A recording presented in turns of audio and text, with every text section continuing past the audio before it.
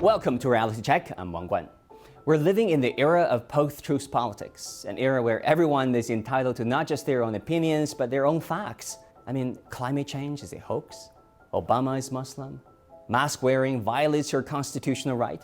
Iraq had weapons of mass destruction. And of course, China tariffs are great for America. And that's pathetic. Just take a look at some of the most recent headline stories on China from America's most watched cable news network. The Biden administration is considering lifting some tariffs against China. This as several GOP lawmakers criticize the administration for sending some U.S. oil reserves to China. The oil that is coming out of the emergency reserves in this country is going where? Not into the gas tanks of the American people. It's going to China. It's outrageous. The average American consumer who's struggling right now to pay for gas at the pump, what are they to think when they see President Biden releasing this, to Carly's point, to our enemy, to China? In fact, Sinopec bought less than 1 million out of America's 30 million barrel release. The rest went to Europe and elsewhere. But in the age of alternative facts, truth doesn't matter. It's about who tells a better story. On China tariffs too, if Joe Biden lifts them all at once, the narratives would be, as it is already now, that Biden is soft on China.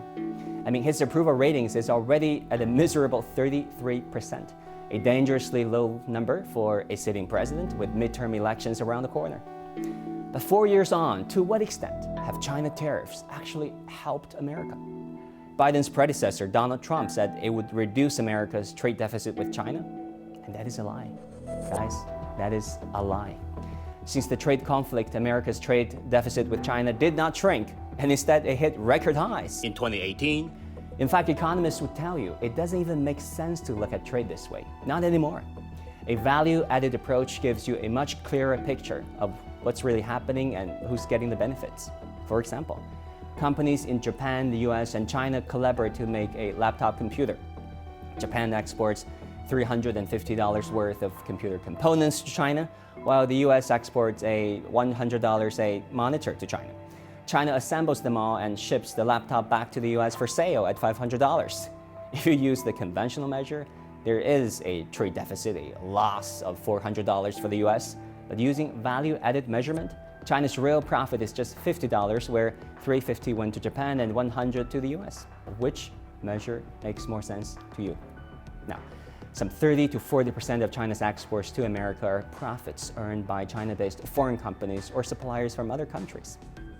Another assertion 4 years ago was that tariffs would help end China's unfair trade practices such as state subsidies. The thing is, all countries, including the United States, use its industrial policies to promote key domestic industries. Obama gave $500 million to Solyndra, a solar company in California. Trump gave $12 billion in financial aid to American farmers. And Biden, for God's sake, is taking a page straight out of China's playbook and pushed Congress to pass the largest industrial policy legislation in U.S. history to grow the country's strategic industries. Wow.